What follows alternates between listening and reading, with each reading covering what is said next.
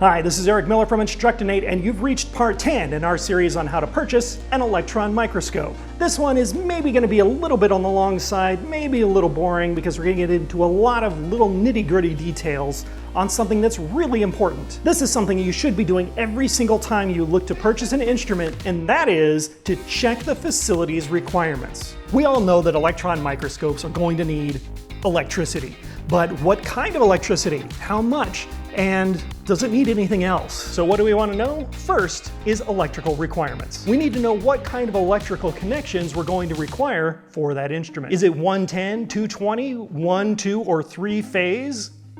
These are good questions to ask. You'll want to compare the microscope specs to what connections are already in the room the microscope will be installed in.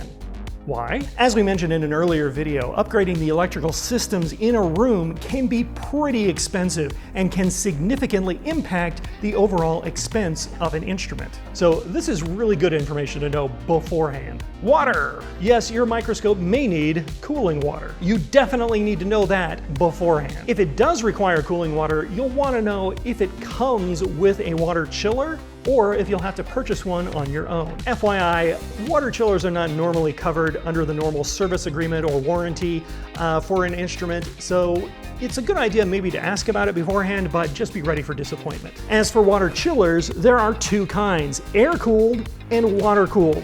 So what's the difference? An air-cooled water chiller is the more common one. And as the name implies, it takes hot water from the microscope and then cools it down and then sends it back to the microscope. The air-cooled water chiller is chilled via an air-cooled radiator type system. All that needs to work is to be plugged into a power outlet and filled with water. A water-cooled water chiller is a completely different animal, since it needs to be hooked up to a local source of cooled water. So in a water-cooled water chiller, there will be 2 loops of water running through it. One loop goes through the microscope, while the other loop is the house water, which in turn cools the chiller. The main point about the water-cooled water chiller is that you need a constant supply of cooling water in-house for it to work. So don't get this unless you have a source of reliable house water available. As a side note, either of these types of systems will require deionized water. It may also require a small amount of fungicide to be put into it so that it will prevent algae and other things from growing inside it and inside your microscope. Some manufacturers may have something to say about what type of fungicide you use or whether you should be using it at all, so check with them beforehand. One other water-related issue I want to touch on is that some instruments require water vapor in order to operate in variable pressure or low vacuum mode. It's a really good idea to know about this beforehand, especially when comparing different systems. But if you do get an instrument that requires water vapor to operate in low vacuum mode, just be aware that you're going to need to keep a jug of deionized or distilled water in the room with you and check the levels on a regular basis.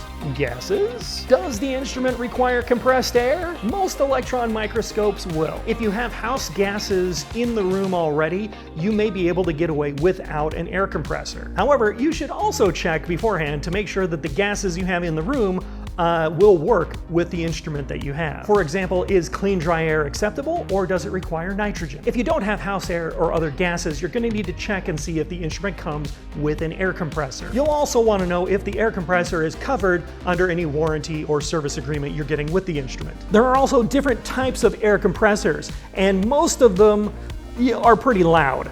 So we'll talk about noisy equipment and those types of things in a separate video. Fibs and TEMs might also require some specialty gases as well, so just make sure you're aware of what you're getting into beforehand. Vacuum pumps? So you're going to want to know how many vacuum pumps this instrument has. You're going to be generally concerned with how many pumps the instrument has externally, since those are the ones that are going to take up floor space and make a lot of noise and may require maintenance. Sorry, as a side note, if you do happen to find a brand new instrument that has a oil diffusion pump inside it, I would suggest that you maybe keep looking for a different instrument, as that technology is decades behind the times. Mainly we're going to be concerned with oil rotary pumps and scroll pumps that are external to the microscope. We'll want to know how many there are, how large they are, how they're covered under the service agreement, who changes the oil in the rotary pumps, etc. You can also use this information to compare the different pump sizes between the instruments that you're looking at. Larger pumps will be more expensive, but they'll also pump faster and give you higher vacuum levels. You can also see if a manufacturer is trying to pinch pennies with you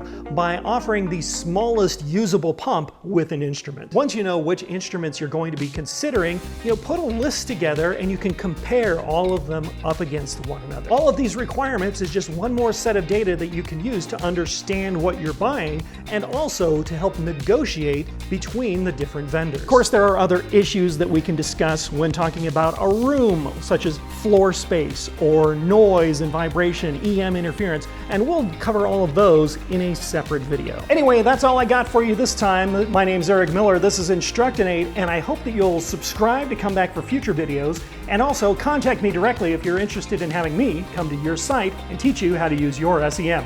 Thanks, we'll see you next time.